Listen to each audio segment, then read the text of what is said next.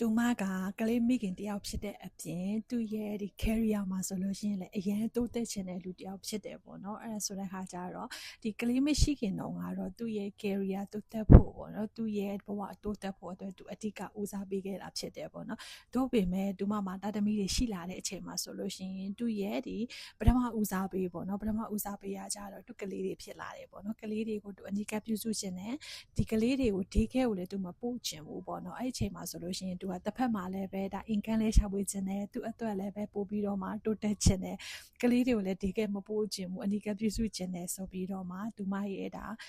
ဘယ်လိုခေါ်မလဲသူမရဲ့အိမ်မက်ဖြစ်နေခဲ့တာပေါ့နော်အဲ့အချိန်မှာဆိုလို့ရှင်ဘာလုပ်ရမှန်းမသိဖြစ်နေခဲ့တယ်တို့ပေမဲ့နောက်ဆုံးမှာသူကန်ကောင်းစွာနဲ့အခုလုပ်တဲ့ဒီ digital marketing လုပ်ငန်း opportunity ကိုတွေ့ရှိခဲ့တယ်ပေါ့နော်တွေ့ခဲ့တဲ့အချိန်မှာဆိုလို့ရှင်ဒီ business ကဒါအားလုံးတည်တယ်လို့ပဲကျမတို့အိမ်ကနေပြီးတော့မှဒီစီးပွားရေးကိုလုပ်ကင်လို့ရတယ်အဲ့ဒီအတွက်ကြောင့်မို့လို့ဒါဒူမအနေနဲ့ဒူမရဲ့အိမ်မက်တွေအားလုံးနဲ့ကိုက်ညီသွားတာဖြစ်တယ်ပေါ့နော်အိမ်ကနေပြီးတော့မှဘယ်လိုခေါ်မလဲအရာရာကိုလမ်းဒီလုပ်ရတယ်တင်ယူရတဲ့အချိန်မှာဆိုလို့ရှင်လေဒူမရဲ့တူတက်ချင်တဲ့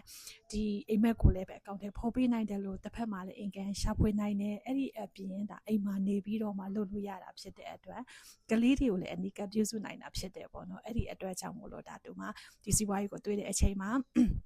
အရှိကိုပြီးစတင်ခဲ့တာဖြစ်တယ်ပေါ့နော်အဲ့ဒါဆိုတော့ဒါအခုဆိုလို့ရှိရင်အိမ်မှာနေပြီးတော့မှလေးလာရင်တင်ယူရင်းနဲ့ဒါသူမရဲ့အိမ်မက်တွေကိုအကောင့်ထဲပေါ်နေတယ်မိခင်တယောက်ဖြစ်နေတာဖြစ်တယ်ပေါ့နော်အဲ့ဒါဆိုတော့အလုံးအနေနဲ့ကတော့ကျမဆိုလို့ရှိရင်လည်းအဲ့လိုပဲပေါ့နော်ကျမကအခုချိန်မှာတော့တာသမီမရှိသေးဘူးတို့ပေမဲ့အခုချိန်နဲ့ဒါကျမနောင်ရီကိုတွေးပြီးတော့မှပေါ့နော်ဒီစီးပွားရေးကိုရွေးချယ်ခဲ့တာဖြစ်တယ်ပေါ့နော်အရင်တော့ကဆိုလို့ရှိရင်ကျမရဲ့ full time job မှာဒါအလုပ်က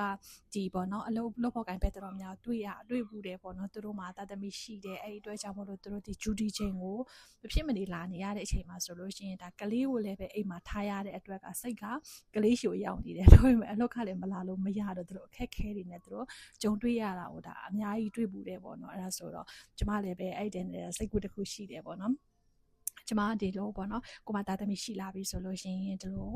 အလုပ်ကိုတွားပြီးတော့မှကလေးကိုကြောက်အိမ်မှာပြစ်ထားရတယ်အဲ့လိုအဖြစ်မျိုးမဖြစ်ချင်ဘူးပေါ့နော်အဲ့အတွက်ကြောင့်မို့လို့ကျမလည်းပဲဒီ opportunity ကိုတွေးတဲ့အချိန်မှာဒါ action ယူပြီးတော့မှလေ့လာခဲ့တယ်လေ့လာပြီးတော့မှကျမလိုချင်တဲ့အချက်နဲ့ကန့်ညီတာဖြစ်တဲ့အတွက်ဒီစီးပွားရေးကိုစတင်လုပ်ကိုင်ခဲ့တာဖြစ်တယ်ပေါ့နော်အဲ့ဒါဆိုတော့ကျမရဲ့မိတ်ဆွေတငယ်ချင်းတွေအားလုံးလည်းပဲကိုကအခုချိန်မှာကျမလိုပဲပေါ့နော်ဒါသားသမီးမရှိသေးတဲ့လူပဲဖြစ်ဖြစ်သားသမီးရှိတဲ့လူပဲဖြစ်ဖြစ်ပေါ့နော်ကိုမဒါကိုကလေးနဲ့အိမ်မှာအနီးကနေပြီးတော့မှသူတို့စီးပွားရေးတစ်ခုကိုစတင်ထားဖို့အတွက်ဒါအားလုံးကိုအကြံပေးခြင်းနဲ့ဒီစီးပွားရေးနဲ့ပတ်သက်ပြီးတော့မှစိတ်ဝင်စားတယ်ဆိုလို့ရှိရင်ကျွန်မအချင်းမျိုးဆက်တယ်မမြတ်လို့ရတယ်ကျွန်မကိုယ်တိုင်ကမန်တာတယောက်အနေနဲ့အကောင်းဆုံးကူညီပေးတော့မှာဖြစ်ပါတယ်ကြည့်ရှုပေးတဲ့လူတယောက်ချင်းစီတိုင်းကိုကျေးဇူးတင်တယ်အားလုံးဘိုင်ဘိုင်ပါ